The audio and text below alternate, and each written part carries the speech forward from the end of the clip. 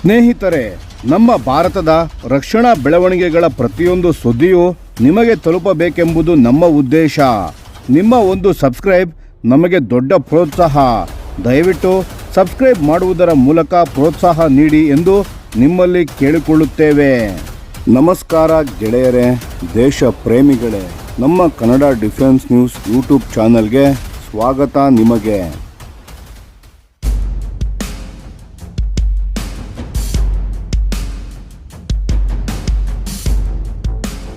ನಮಸ್ಕಾರ ಗೆಳೆಯರೇ, ಇಂದು ನಾವು ಮಾತನಾಡುತ್ತಿರುವ ವಿಷಯವು ಭಾರತೀಯ ವಾಯುಪಡೆಯ ಸಾಮರ್ಥ್ಯದಲ್ಲಿ ದೊಡ್ಡ ಮಟ್ಟದ ಬದಲಾವಣೆ ತರಲು ಸಿದ್ಧವಾಗಿರುವ ಯುದ್ಧ ವಿಮಾನ ಎಂದರೆ ತೇಜಸ್ MK2. ಇದು ಕೇವಲ ಒಂದು ಅಪ್ಗ್ರೇಡ್ ಅಲ್ಲ, ಇದು ಭಾರತದ ಏರ್ ಪವರನ್ನು ಡಬಲ್ ಮಾಡುವಷ್ಟು ದೊಡ್ಡ ಜಂಪ್.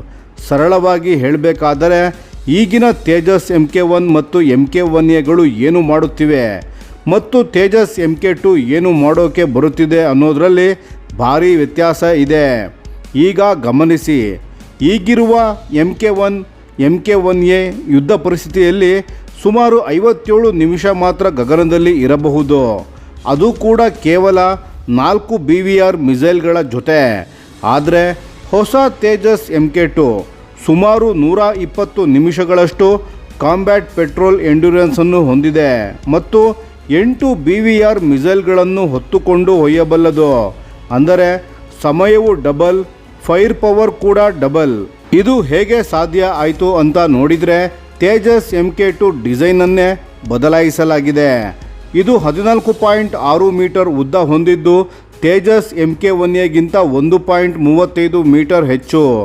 ಮುಂದೆ ಕೆನಾರ್ಡ್ಸ್ಗಳು, ಚಿಕ್ಕ ವಿಂಗ್ಸ್ಗಳನ್ನು ಹಾಕಲಾಗಿದೆ ಮ್ಯಾನ್ಯೂವರಬಿಲಿಟಿ ಹೆಚ್ಚಿಸಲು. ಮತ್ತು ದೊಡ್ಡ ಬದಲಾವಣೆ ಏನೆಂದರೆ 3400 kgಗೂ ಹೆಚ್ಚು ಇಂಧನ ಸಾಮರ್ಥ್ಯ ಹೊಂದಿದೆ. ಇಂಜಿನ್ ಬಗ್ಗೆ ಮಾತನಾಡೋಣ. ತೇಜಸ್ MK1ನಲ್ಲಿ ಬಳಸಲಾಗುತ್ತಿದ್ದ GE F404 ಇಂಜಿನ್ 84 kN ಥ್ರಸ್ಟನ್ನು ಹೊಂದಿದೆ.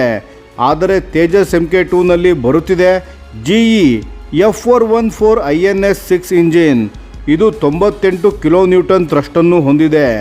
ಹೆಚ್ಚು ಪವರ್, ಹೆಚ್ಚು ಎಫಿಷಿಯನ್ಸಿ, ಹೆಚ್ಚು ಎಂಡ್ಯೂರೆನ್ಸ್, ಸ್ಟೆಲ್ತ್ ಕೂಡ ದೊಡ್ಡ ಮಟ್ಟದಲ್ಲಿ ಇಂಪ್ರೂವ್ ಆಗಿದೆ. ತೇಜಸ್ MK2ನ ರೆಡಾರ್ ಕ್ರಾಸ್ ಸೆಕ್ಷನ್ RCS ಅನ್ನು MK1Aಗಿಂತ ಸುಮಾರು 25% ಮಟ್ಟಕ್ಕೆ ರೆಡ್ಯೂಸ್ ಮಾಡಲಾಗಿದೆ. ಅಂದರೆ ಶತ್ರು ರೆಡಾರ್ಗೆ ಇದು ಪತ್ತೆಯಾಗೋದು ತುಂಬ ಕಷ್ಟ. ಈಗ ಫೈರ್ ಪವರ್ ಬಗ್ಗೆ ಮಾತನಾಡೋಣ. ತೇಜಸ್ MK2ನಲ್ಲಿ ಒಟ್ಟು 11 ಹಾರ್ಡ್ ಪಾಯಿಂಟ್ಸ್ಗಳು ಇವೆ. ಒಟ್ಟು 6.5 ಟನ್ ಪೇಲೋಡ್ ಕೆಪಾಸಿಟಿ ಹೊಂದಿದೆ. ಇದು ತೇಜಸ್ MK1Aಗಿಂತ ಆಲ್ಮೋಸ್ಟ್ ಡಬಲ್. ಸಾಮಾನ್ಯವಾಗಿ 8 BVR ಮಿಸೈಲ್ಗಳು ಬೇಕಾದರೆ 10 ಮಿಸೈಲ್ ಕೂಡ ಕ್ಯಾರಿ ಮಾಡಬಹುದು. ಇದರ ಜೊತೆಗೆ ಭಾರತದ ಸ್ವದೇಶಿ ಅಸ್ತ್ರ ಮಿಸೈಲ್ ಫ್ಯಾಮಿಲಿ ಜೊತೆಗೆ ರಷ್ಯನ್ ಮತ್ತು ಫ್ರೆಂಚ್ ವೆಪನ್ಸ್ ಕೂಡ ಇಂಟಿಗ್ರೇಟ್ ಮಾಡಲಾಗುತ್ತದೆ. ಈ ಎಲ್ಲ ವ್ಯವಸ್ಥೆಗಳನ್ನು ನಿಯಂತ್ರಿಸಲು ತೇಜಸ್ MK2ನಲ್ಲಿ ಇದೆ ಉತ್ತಮ್ AESA ರೆಡಾರ್ ಮತ್ತು ಟ್ರಿಪಲ್ ಲೇಯರ್ ಕಂಪ್ಯೂಟರ್ ಸಿಸ್ಟಮ್. ಇದರಿಂದ ಕಂಬ್ಯಾಟ್ ರಿಲಯಬಿಲಿಟಿ ತುಂಬ ಹೈ ಆಗುತ್ತದೆ. ಇದರಿಂದ ಭಾರತೀಯ ವಾಯುಪಡೆಗೆ ಏನು ಪ್ರಯೋಜನ? ಹೆಚ್ಚು ಸಮಯ ಗಗನದಲ್ಲಿ ಇರಬಹುದು, ಕಡಿಮೆ ಏರ್ಕ್ರಾಫ್ಟ್ ರೊಟೇಷನ್, ಪೈಲಟ್ಗಳಿಗೆ ಕಡಿಮೆ ಸ್ಟ್ರೈನ್, ಟ್ಯಾಂಕರ್ ಏರ್ಕ್ರಾಫ್ಟ್ಗಳ ಮೇಲೆ ಡಿಪೆಂಡೆನ್ಸಿ ಕಡಿಮೆ. ಇದರ ಪರಿಣಾಮವಾಗಿ LAC line of actual control ಹಾಗೂ ಸೆನ್ಸಿಟಿವ್ ಪ್ರದೇಶಗಳಲ್ಲಿ ಅಥವಾ ಸಮುದ್ರ ಪ್ರದೇಶಗಳಲ್ಲಿ 2 ಗಂಟೆಗಳಷ್ಟು ಕಂಟಿನ್ಯೂಸ್ ಪೆಟ್ರೋಲ್ ಮಾಡಬಹುದು. ಇದು ಇನ್ನೊಂದು ದೊಡ್ಡ ಬೆನಿಫಿಟನ್ನು ಕೊಡುತ್ತದೆ. ದೊಡ್ಡ ಫೈಟರ್ ಜೆಟ್ಸ್, ಉದಾಹರಣೆಗೆ Su-30 MKI, ಅವುಗಳನ್ನು ರುಟೀನ್ ಪೆಟ್ರೋಲ್ಗೆ ಬಳಸಬೇಕಾಗಿಲ್ಲ.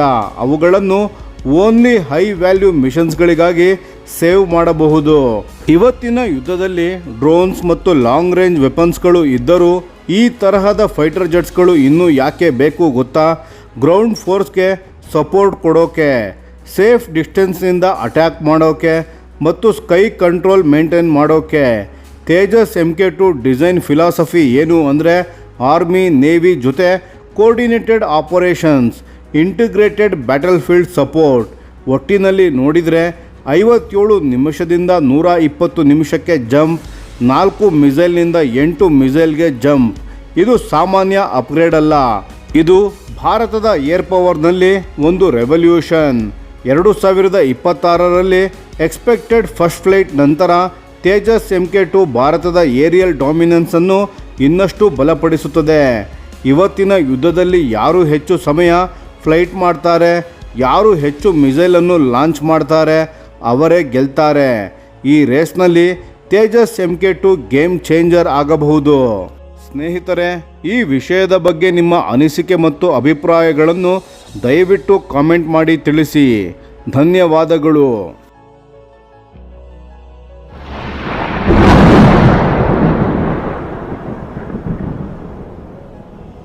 ಈ ವಿಡಿಯೋ ನಿಮಗೆ ಇಷ್ಟವಾಗಿದ್ದರೆ ಲೈಕ್ ಮಾಡಿ ಮತ್ತು ನಮ್ಮ ಚಾನೆಲನ್ನು ಸಬ್ಸ್ಕ್ರೈಬ್ ಮಾಡಿ ಹಾಗೂ ಬೆಲ್ ಐಕಾನ್ ಒತ್ತಿ. ಯಾವ ಅಪ್ಡೇಟ್ಗೂ ಮಿಸ್ ಆಗಬೇಡಿ. ಡಿಫೆನ್ಸ್ ಸುದ್ದಿಗಳನ್ನು ತ್ವರಿತವಾಗಿ ಪಡೆಯಿರಿ. ನಿಮ್ಮ ಬೆಂಬಲವೇ ನಮ್ಮ ಶಕ್ತಿ. ಭಾರತ ಬಲಿಷ್ಠವಾಗಲಿ ಎಂದು ಆಶಿಸುತ್ತಾ ಭಾರತ ಮಾತೆಗೆ ಜೈ.